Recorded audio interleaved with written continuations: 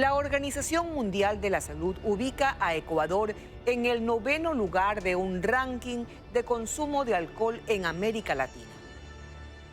De hecho, consumir alcohol es un hábito extendido y arraigado. Pero ¿qué ocurre cuando ese hábito se sale de control?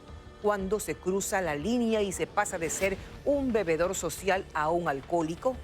María Cecilia Gargacha conversó con personas que han estado presas de una droga permitida y han logrado liberarse para advertir a los demás.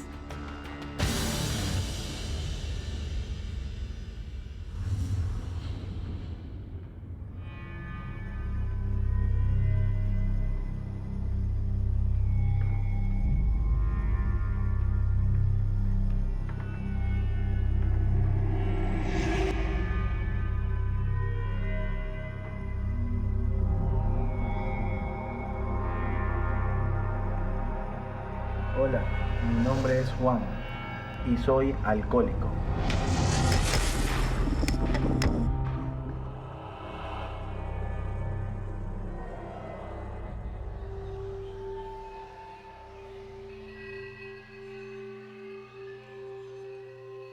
¿Cuál es la idea que generalmente la gente tiene de una persona alcohólica? Yo pensaba que alcohólico era el que estaba allá en la calle con un cartón como colchón y un periódico como sábana. Y yo decía, estoy bien lejos de llegar a eso. Esta es una reunión de Alcohólicos Anónimos.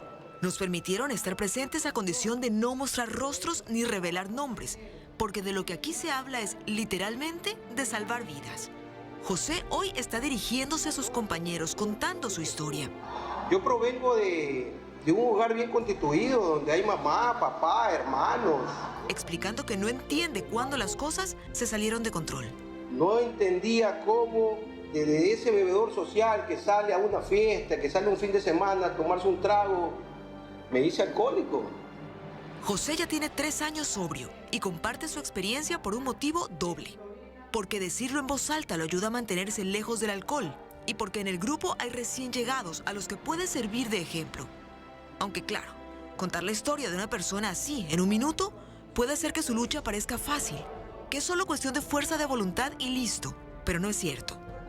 De hecho, ella, psicóloga clínica, es radical al catalogar el alcoholismo. Es una enfermedad incurable. No porque la gente no logre recuperarse, sino porque siempre está en riesgo de recaer. Es básicamente una cosa de control, ¿no? Es decir, en un momento o una persona controla el trago o el trago controla a la persona. Exactamente. El bebedor problema no puede controlar, el trago lo controla él, en otras palabras, ¿no? Es decir, para él empezar con un trago significa continuarlo. En cambio la otra persona no, o sea, la otra persona puede llegar inclusive a molestarse si le insisten, dice, no quiero, en todo caso me retiro. Y me deja en el taxi, y en el taxi me quedo dormida y cuando despierto estoy en otro lugar con manos amarradas y no tenía opción a escaparme. Verónica nos está contando el peor recuerdo que tiene de su época de alcoholismo. Ocurrió hace algunos años al terminar una fiesta. Me amarraron las manos y yo me sentía culpable de eso. Yo me echaba la culpa porque me decía, tú tuviste la culpa por salir borracha, que te tocaba quedarte en la casa tranquila, sino que buscaste eso. Y eso yo no lo podía expresar porque me avergonzaba. En realidad no fue culpa del alcohol, le pudo haber pasado a cualquiera en cualquier momento. Pero ese fue el detonante para que ella buscara ayuda. No fue fácil. Ya antes lo había intentado, estuvo sobria unos años, pero recayó. Para ella la segunda fue la vencida. Después de buscar ayuda psicológica consiguió mantenerse sobria y ahora dedica gran parte de su tiempo a ayudar a personas con su mismo problema. Es una activista y como tal, dice que le preocupa la escasez de políticas públicas para el combate o para el tratamiento del alcoholismo. En el Ecuador ha avanzado de una manera muy galopante, porque las estadísticas nos hablan de ello. Las estadísticas de maltrato intrafamiliar, de femicidios, están ocasionándose por la influencia de la bebida, aunque no lo querramos admitir. En el tema del alcoholismo es difícil confiar en las estadísticas oficiales. Como no hay una línea exacta que divida al bebedor social del que tiene un problema, No hay forma de saber cuántos alcohólicos existen. Lo que se sabe es cuánta gente consume alcohol. Hay 900.000 personas consumidoras de alcohol, de ellas el 2.5% son adolescentes. Yo creo que no hubo total sinceridad de parte de los encuestados. ¿Usted cree que son más? Muchos más. El negocio del alcohol es un negocio muy grande y no puede responder solamente a los ingresos de 900.000 personas. Las estadísticas que cita son del INEC, y en ellas también se dice que el 2.5% de los ecuatorianos entre 12 y 18 años consume algún tipo de bebida alcohólica. En ese punto, él, que dirige en Guayaquil el CETAD, Centro de Tratamiento de Alcohol y Drogas, dice que es importante entender las cifras porque si uno mira solo los números podría creer que el problema no alcanza a los adolescentes. De hecho, en el centro que él dirige son muy pocos los que ingresan por alcoholismo. Saquemos un porcentaje de unos el 15%. Alcohol. Por alcohol. La gran mayoría llegan por consumo de otras drogas. Porque muchos de los jovencitos cuando empiezan con el consumo de drogas duras dejan el alcohol. Yo he consumido alcohol y drogas, ¿no? Yo empecé, como digo, con el alcohol, que es una droga igual, ¿no? Una droga líquida, legalizada, que uno la encuentra en cualquier esquina y te la venden sin ningún problema. Habían otras drogas, ¿no? Entonces yo por curiosidad empecé a consumir. Igual me engancharon, como fueron drogas sólidas, marihuana, base de cocaína, entonces eso se hizo parte de mi vida también. Se busca un efecto de embriaguez consumiendo al mismo estilo que la cultura consumista que compra. Quiero efectos, pago por ese efecto, lo conseguí, suficiente. Ya no necesita llegar con el alcohol. El alcohol fue un mundo mágico que conocí a los 12 años y que se potenció a los 14 años, en donde se desarrolló por 12 años. En ese periodo tuve muchísimos problemas con mis padres, mis hermanos, profesores, tuve problemas con la policía. Muchas mujeres nos quedamos bebiendo en la cocina, nos quedamos bebiendo en la casa, nos quedamos bebiendo escondidas, y otros que salimos, que nos divertimos, pero la mayoría de nosotros estamos en casa, cocinando, nos preparamos el almuerzo, bebiendo. En el alcoholismo hay varias etapas. Está la del inicio, la de cuando la persona cree que beber es una cosa normal y que son los demás los que exageran con la preocupación y los consejos. Me decían, no bebas, porque tú cuando bebes eres un diablo, te transforma. Cuando estás con tus 5 sentidos, eres una excelente persona. Ahora entiendo que esa gente que me aconsejaba tenía la moral alta. La mía ya estaba por los suelos. Lo más grave es que mientras no llegue la etapa siguiente, es decir, la de reconocer que se tiene un problema, no hay posibilidades de recuperación. ¿Cómo se convence a una persona que es alcohólica de que tiene un problema? Ay, ahí está lo bien difícil. Si un profesional le dice a un alcohólico, mira, lo tuyo ya no es solamente un vicio, lo tuyo es una enfermedad que te puede llevar a la muerte, tienes que buscar ayuda, ve dónde este grupo, ve dónde tal parte. Ahí ellos como que toman un poquito de conciencia. O cuando ya le digo, han estado al borde de la muerte, que les dio una enfermedad, pero que ya estuvieron a punto, decían ellos, de ver a San Pedro. Entonces ahí ellos decidieron buscar ayuda. Porque resulta que el alcohol no solo afecta el comportamiento de las personas, sino también su salud. El órgano más afectado es el hígado, pero también el estómago, la laringe, el esófago o el páncreas. Obviamente, ninguno de esos argumentos convence a alguien que no cree que tenga un problema. El alcohol es una droga socialmente aceptada y ampliamente extendida en el país. Cifras de la Organización Mundial de la Salud ubican a Ecuador en el 9º lugar en consumo de alcohol entre los países de América Latina. Al ser una droga que no está en la clandestinidad, o al menos no formalmente, es más complicado. Otro hábito culturalmente arraigado es que las mismas familias le dan a los jovencitos para que prueben. Primero que tomen en casa, preferible que tomen afuera y les puedan dar otra cosa. Nosotros el alcoholismo lo llamamos como un tornado que arrasa con todo.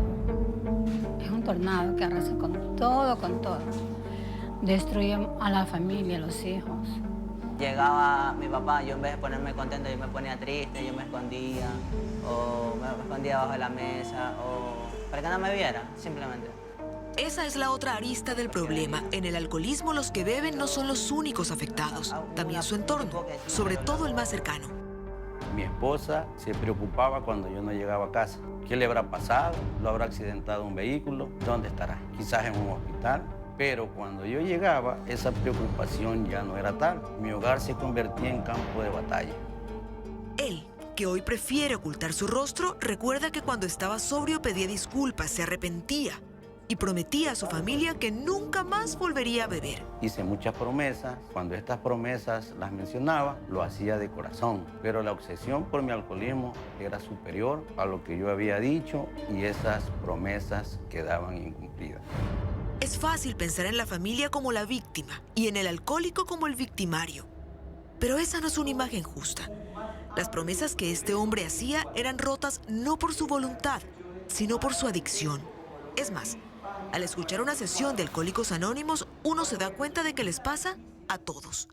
Viniendo a las reuniones, vengo a entender por qué incumplía esas promesas que me hacía a mí mismo y a mi familia. No comprendía por qué yo pasaba momentos humillantes cuando estaba con alcohol, porque en el resto del día no era así. Por eso, cuando alguien decide buscar ayuda, la terapia no es solo para el alcohólico, sino para la familia entera. Alcohólicos Anónimos es la entidad más conocida, pero también están otras como Al-Anon y Al-Atin, especializadas en ayudar a las familias que luchan contra el problema.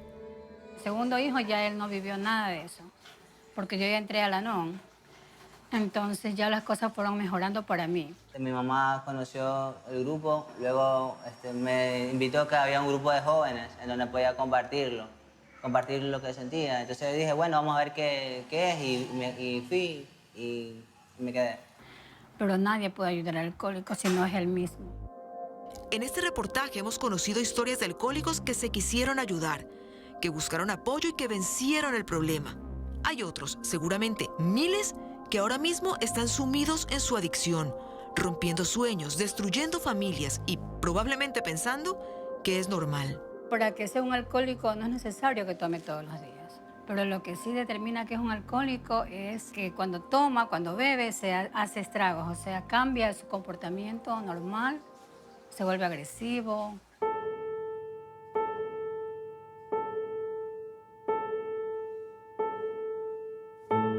Ellos han compartido su testimonio con la esperanza de que sirva para que quienes están hundidos en el alcohol sepan que sí hay salida, que el camino hacia la sobriedad es largo, pero que se comienza con el primer paso.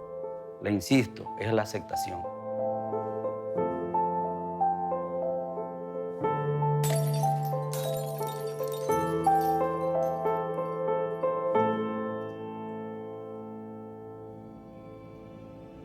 El mecánico brasileño Alfredo Moser ha sido calificado como el Thomas Edison del siglo XXI. Él está iluminando el mundo con una bombilla alternativa que no usa más que botellas de plástico. 2 millones de personas en más de 20 países utilizan lo que se ha bautizado como la lámpara Moser. Aún así, Alfredo Moser nunca ha pensado en monetizar su idea, a tal punto